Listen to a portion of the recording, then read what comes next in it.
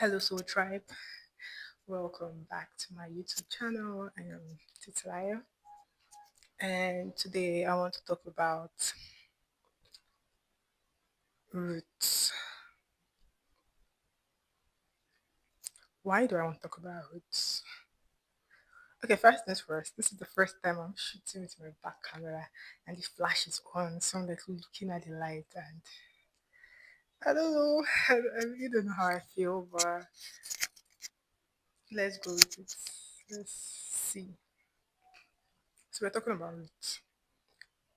2 nights ago, I made a video where I was making a promise to myself in the video that I would study for 3 hours because my exam starts next week. I told myself I was going to study for 3 hours, and this is goes now. And uh, the video is going to be my accountability partner. So I did that, and I'm so grateful I did that. And while I was doing that, because I studied, I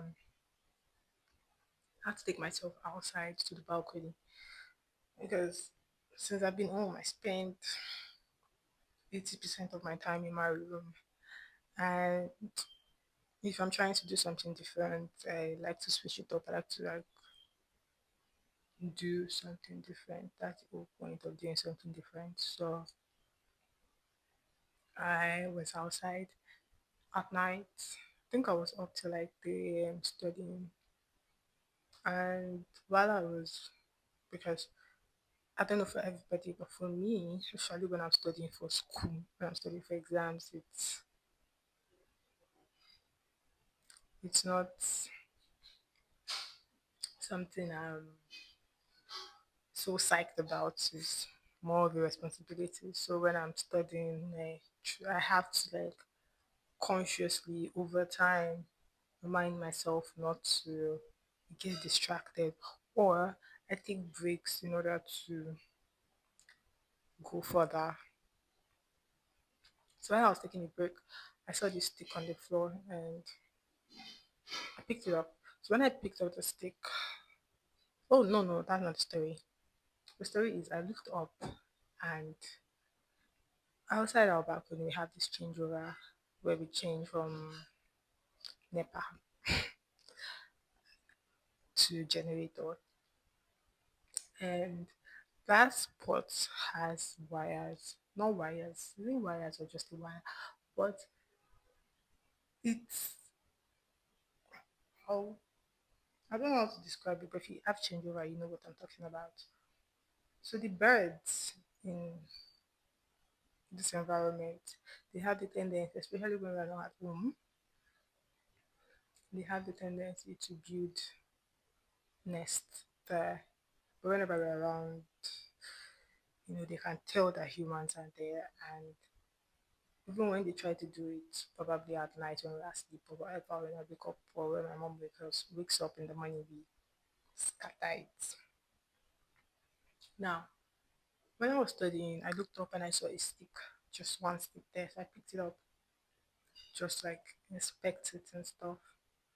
And when I was looking at the stick, I realized that it's not just any stick, but it's a stick with roots. I could see the stems. And because I'm quite sentimental.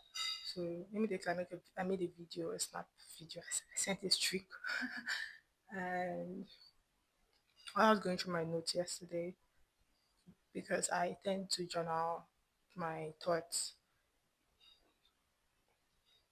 Because I've come to the realization that when I don't, I forget the things that are important. So I try as much as possible when things come to my head, journal. I'm not going to write a full blown story, but I write words and phrases that when I see it will make me remember the whole idea. So when I was going through my notes yesterday, I saw a video idea that I had written, a YouTube video idea I had written down, which was talking about roots. And immediately I remembered the night before where I saw that stick and made a streak asking, what is your roots? What exactly is roots?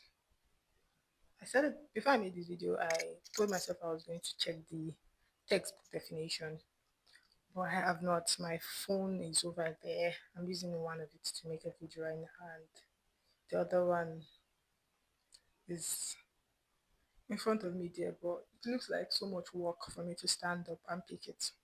Besides, I feel like if I'm to check what it is defined by online, it will dilute the message that is meant to come out, because the message that is meant to come out is not something I already know. It's something that as I speak, I would discover myself. So whenever I talk, whenever I make videos like this where I talk, tell stories and talk, I do not come as a teacher or a master or somebody that is aware fully of it. Nah, I'm a learner, and every day, in every moment, I am learning. Even when I talk, even when I'm teaching or I'm lecturing or I'm talking about something, I am also learning. So I just needed to put it out there. I am no master, I am no lecturer. I am a student like you who is curious about life. I'm a student of life and I'm extremely curious about life. So root to me is connection. In what sense? Roots for the trees and the plants, roots is what connects them to the soil. Without the roots, the tree that we are seeing will not be connected to the earth. It needs its root to stay connected to the earth, to stay grounded to the earth, to get nutrients from the earth. And that way we can see root is like is it umbilical cord? Yeah, I think so. When a child is in the womb, it's connected to the umbilical cord. That umbilical cord serves as a root to the child that nourishes the child, and all of that. We live in a world where we are not encouraged to not only know our roots but connect with our roots. So I keep looking this way. There are birds flying, there's beautiful trees dancing to the wind, and it's so amazing. I just can't stop staring. I was going to put my camera facing this way, but I'm packing because I'm going to school tomorrow. So I'm packing, and even though my room is not looking a mess, to me, I feel like in the video it's looking a mess. But it's not. I'm being very honest. But anyways. Um, roots.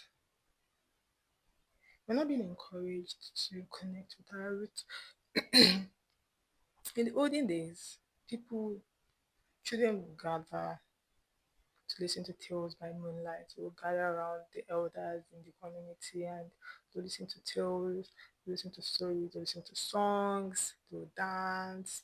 There was a whole lot of tradition. But now with westernization and civilization, people are, instead of connecting to their own roots, are trying to imitate other people's culture. And now these people culture that are trying to imitate, most of them, those that are weakened to the reality of life, uh, would give anything to have a solid roots, to have a solid connection to their ancestors, to their past. But here we are doing the exact opposite of what they would do if they had our own opportunity. I'm also saying this because I'm very, very guilty of this. I'm a Yoruba girl and I cannot speak fluent Yoruba. If I'm to have a conversation with a Yoruba person, Now I'm talking about general Yoruba. Like if I'm to have a conversation with somebody that speaks general Yoruba, within 5 minutes of the conversation, 5 minutes if it's too long. Within 1 minute of the conversation, the person will be able to deduce the fact that I'm still a learner when it comes to speaking Yoruba. And that's general Yoruba. Now, if you're not going to go to my tribe because I'm from Ekiti, ha, I, I, I don't understand a word. I don't understand a word. I don't know good morning, the simplest greeting. I don't know it. That is from my father's side. The Yoruba comes from my father's side. Now, if you're going to talk about my mother's side, my mother is from Cotonou. I can't speak decolonized language that is spoken in Cotonou, and the colonized language is French. I can't.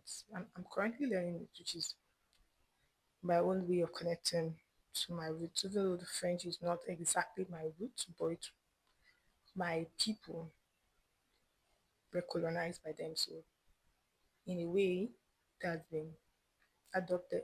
And you cannot say just because you adopted a child, that child is not yours. Come on now.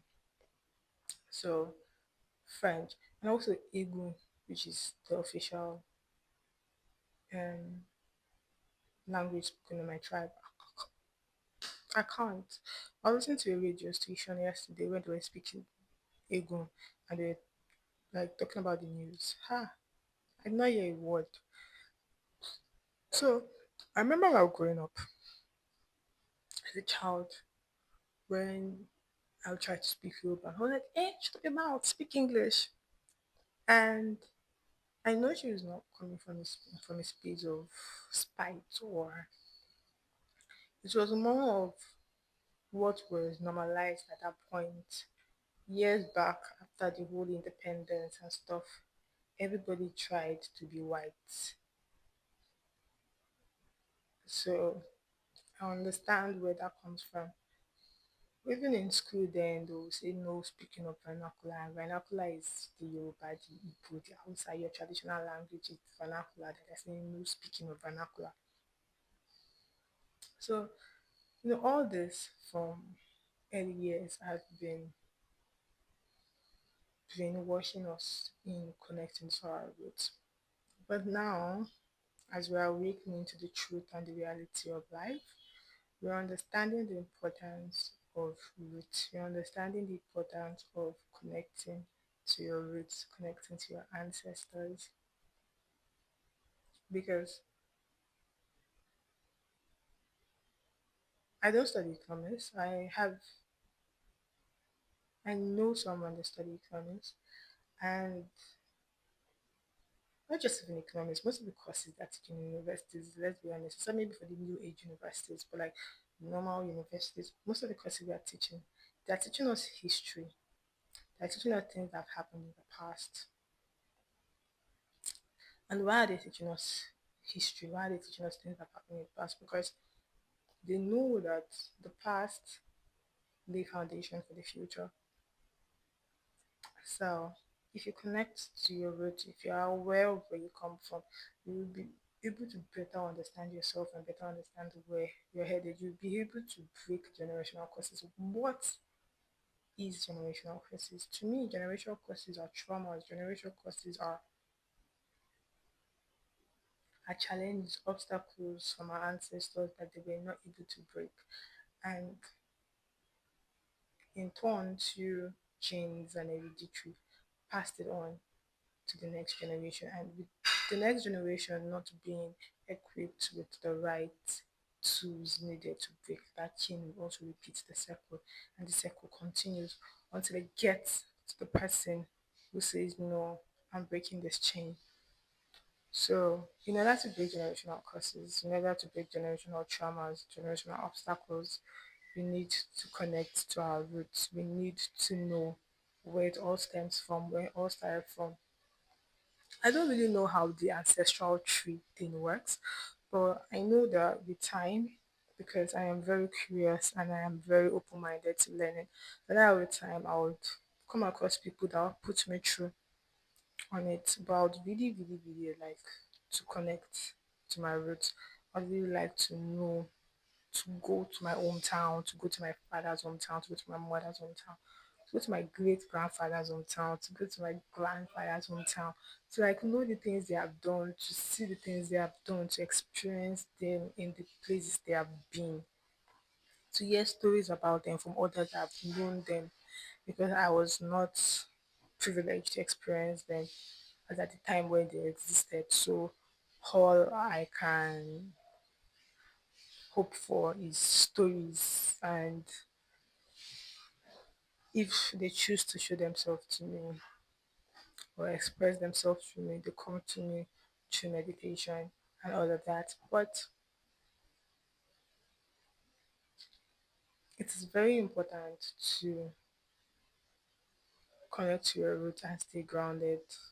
And if you are not interested in, but I see no reason why you shouldn't, especially if you are awake. But if you're not interested in connecting to your ancestral roots, then start creating your own heritage now. Start creating your own roots. But honestly, you cannot build a house without laying the foundation. And your roots, your ancestors are your foundation. So if you say you want to start building a house, you want to start building heritage without initially connecting to where you came from, you probably will build a house, but it's going to be shaky. So there is that. So put that into consideration and know that for you to know where you're going, you have to know where you're coming from. I don't know why I said that. I'm trying to make sense of it. I'm trying to process it. Is that right? But I think maybe it is, maybe it's not. But you need to know where you're coming from in order for you to know where you're going. And you need to stay grounded. You need to know yourself. You need to be self aware. You need to be observant. You need to see yourself from the third person point of view. You need to remove yourself from yourself and watch yourself from afar. Because when you're in your head, when you're yourself, not the observer, when you're the doer, you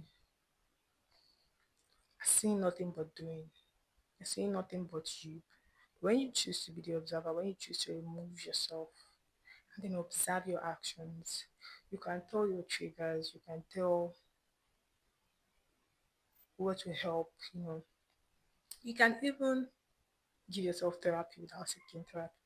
I'm not saying you should not seek therapy, but I'm saying being self aware can make you know the things that you need someone else to tell you. All all it will take you is just to be observant, notice the things you do.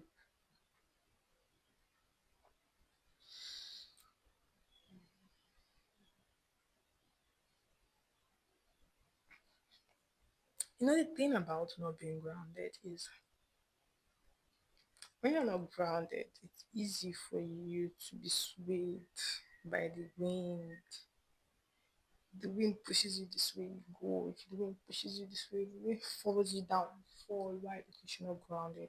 But have you seen a very strong tree? Like a very old tree, big, gigantic, majestic tree, and then comes a very heavy storm. The wind blowing, everything is going bah, bah, bah. And then the leaves of the tree is shaking left, shaking right, but the tree is not moving. The leaves are shaking, but the tree will not move. Why? Because it is deeply rooted in the earth. It is deeply grounded. So know yourself, know your roots, connect to your roots, and then stay grounded. Stay grounded. Just like the leaves of that majestic tree, when the wind comes, your emotions are the leaves. So your emotions will go left, your emotions will go right, your emotions will somersault, your emotions will scream and go crazy. But the tree being you, the roots being you as well, will stay grounded, stay unshaken. And when the storm is over, you will continue to flourish. That's my message for today, guys. That's my message for today.